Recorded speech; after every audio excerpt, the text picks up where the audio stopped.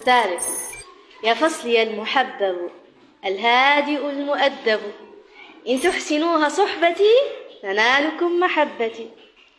لله درك يا جلال، كم فيك من حسن الفعال، والصمت عندك من وقار، ستكون من خير الرجال. عبد الباسط: الولد النبيل صاحب الخط الجميل، قد جئت من بيت أصيل. ليل: يا باسم المحيا وصاحب الأسئلة الذكية، كن دائما برا قويا.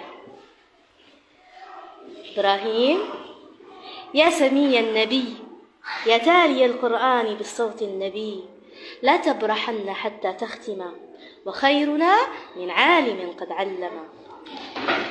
وعن زياد: لا تسل، ما خاب لي فيه أمل، من كان مثلك يا فتى رام المعالي لم يطل.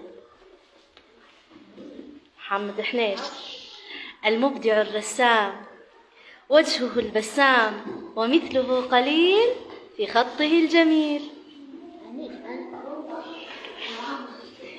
أسامة: يا سمي الصحابة، كم فيك من أدب ومن نجابة، إن تسمع الأذان أسرع إلى الإجابة.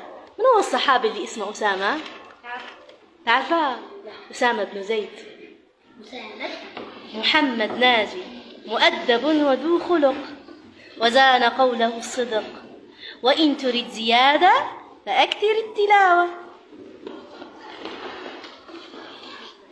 محمد السوسي: إني أرى الذكاء في عينيك، يا فخرنا وفخر والديك، اجعل كتاب الله ملء ناظريك. حسين: يا أحسن الصبيان وسابق الأقران، لابد من أن تختم قرآنك وتتقنه.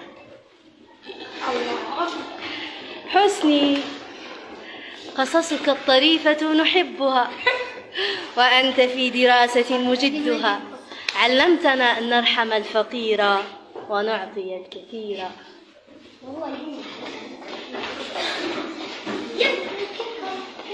محمد أبي القاسم: ما أعذب تلاوتك وأسرع قراءتك، وجهك بهي وقلبك نقي، كن عابدا تقي.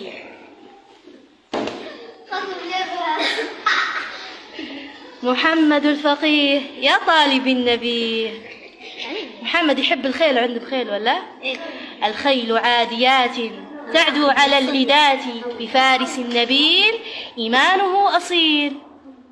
عبد الله: طالب النجيب، دائما يلقاني بالترحيب، كن عابدا لله وطالب الرضا. محمد بسنينة: الله درك يا محمد، يا أيها الولد المسدد، علقت قلبك في المساجد، أنت نجم في سماء العلم صاعد، يا بارك الله في ولد ووالد.